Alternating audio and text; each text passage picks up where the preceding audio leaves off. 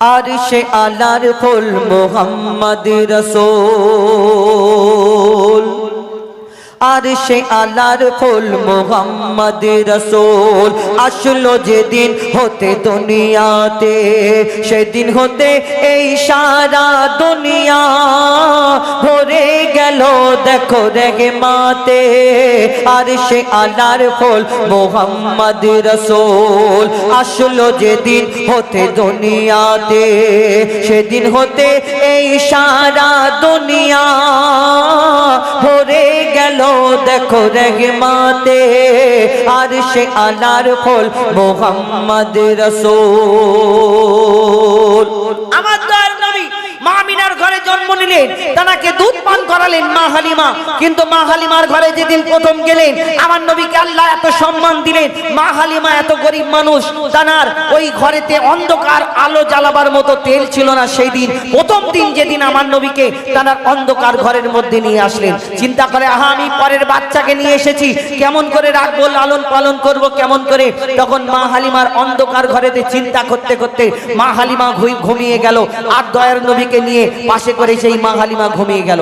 কিন্তু গভীর রাত্রে যখন ঘুম থেকে চোখ খুলে দেখে চারিদিকে আলো ভরে গেছে, চারিদিকে আলো ভরে গেছে। মা হালিমা দেখছে আমার ঘরে তেল নেই, আলোটা কোথা থেকে আসে? তো সেই আলো কোথা থেকে এসেছিল সেই দিন কবি ছন্দের মাধ্যমে লিখছে দেখো। মা হালিমা বলে মুহাম্মদ প্রথম যেদিন এলো আমার ঘরে, মা হালিমা বলে মুহাম্মদ প্রথম যেদিন এলো আমার ঘরে, তেল ছিল না বাতি জ্বালাবার, শুয়েছিলাম রাতে অন্ধকারে, গভীর রাতে দেখি লক্ষ্য করে ঘর রয়েছে আলোতে ভরে, গভীর রাতে দেখি লক্ষ্য করে ঘর রয়েছে আলোতে ভরে, মুহাম্মাদের চেহারাতে দেখি এক নূরের জ্যোতি ঝিলমিল করে, নূরের জ্যোতি ঝিলমিল করে। তখন মা হালিমা কি বলে? অবাক হয়ে আমি তাকিয়ে থাকি, অবাক হয়ে আমি তাকিয়ে থাকি, মুহাম্মাদের মুখ পানেতে, আরশে আলার ফুল মুহাম্মদ রাসূল, আরশে আলার ফুল মুহাম্মদ রাসূল। মা হালিমা বুঝতে পারিনি যে নবী মোহাম্মদকে এনেছি, ছোট্ট একটা মা আমিনার ঘর থেকে সুন্দর ফুটফুটে বাচ্চাকে নিয়ে গেছে, দেখছে রাত্রিতে আলো চারিদিকে ভরে গেছে। কিন্তু মা হালিমার ঘরে যখন আমার দয়ার নবী গেল, আজীব আজীব ঘটনা ঘটছে। তারপরে আরেকটা কি ঘটনা ঘটে, যখন দুধ পান করে মা হালিমা, তখন মা আমার দয়ার নবী দোজাহানের বাদশাহ, তিনি একদিকের দুধ পান করতেন, আরেক দিকের দুধ পান করতেন না। কেন বলুন তো? আমরা সেই নবীর উম্মত, আমার নবী কারোর কোনোদিন হক মারিনি এই দুনিয়াতে, আমরা সেই নবীর উম্মত, আমরা কি করে বেড়াই নিজের মনে হাত দিলে বোঝা যাবে। কবি ছন্দের মাধ্যমে লিখছে দেখুন। দুধ খাওয়াবার জন্য আমি যখন তারে নিতাম বুকে, দুধ খাওয়াবার জন্য আমি যখন তারে নিতাম বুকে, একদিকের দুধ খেত মুহাম্মদ মুখ দিত না আরেক দিকে, একদিকের দুধ খেত মুহাম্মদ মুখ দিত না আরেক দিকে, কিন্তু কোনদিন আগে খেত না, আগে দিলে দুধ মুখে নিত না। কিন্তু কেন? কিন্তু কোনদিন আগে খেত না, আগে দিলে দুধ মুখে নিত না। আমার ছেলে না খেলে আমার চাঁদ মুহাম্মদ আগে খেত না, চাঁদ মুহাম্মদ আগে খেত না। আমার ছেলের কোনো কষ্ট হলে, আমার ছেলের কোনো কষ্ট হলে ঝরতো পানি তার চোখেতে, আরশে আলার ফুল মুহাম্মদ রাসূল, আরশে আলার ফুল মুহাম্মদ রাসূল। তারপর দেখুন এই যে আজিব আজিব ঘটনার মধ্যে আর একটা ঘটনা, মা হালিমা একদিন বসে বসে দেখছে মা হালিমার ঘরে অনেক ছাগল ছিল, আর সেই ছাগলগুলো আমার দয়ার নবী অনেক সময় জঙ্গলে নিয়ে যেতেন, আর সেই ছাগলের মধ্যে দেখছে মা হালিমা দেখে দেখে দেখে দেখে দেখছে একটা ছাগল খুঁজে পাওয়া যায় না। একটা ছাগল কোথায় গেল গো, একটা ছাগল কোথায় গেল? মা হালিমা লক্ষ্য করে দেখছে ছাগল দেখা যাচ্ছে না একটা।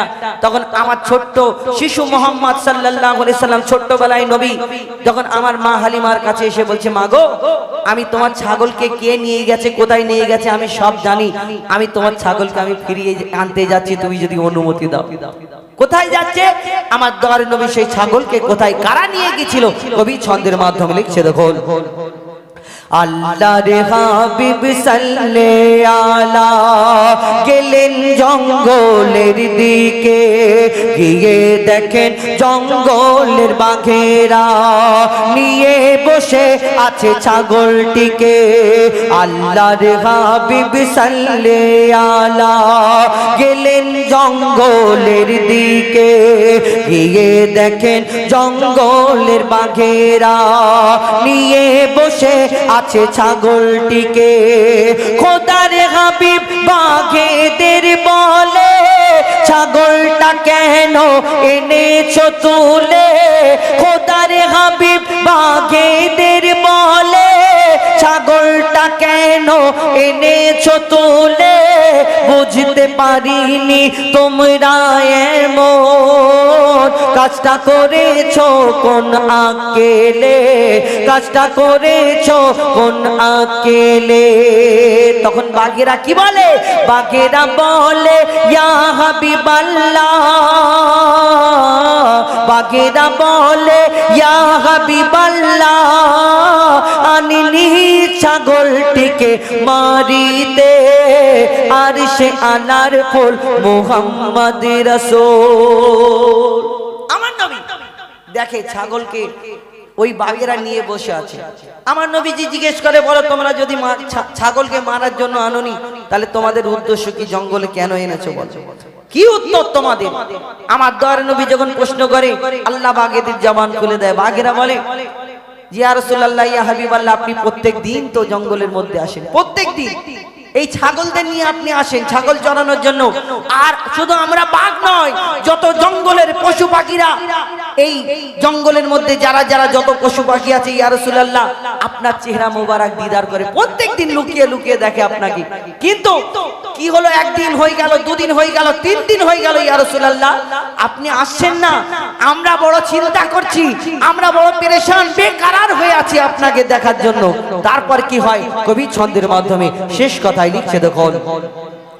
রোজ আসেন ছাগল চরাতে, বাঘেরা বলছে রোজ আসেন ছাগল চরাতে, দূর থেকে নূর দেখি সবাই, কালকে আপনি আসেননি আমরা মনে মনে ভেবেছি এটাই।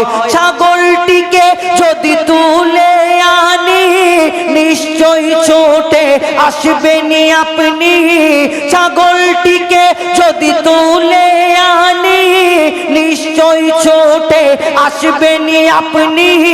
ইয়া রাসূলুল্লাহ ইয়া হাবিবাল্লাহ, চুমিব আপনার চরণ দুখানে, চুমিব আপনার চরণ দুখানে।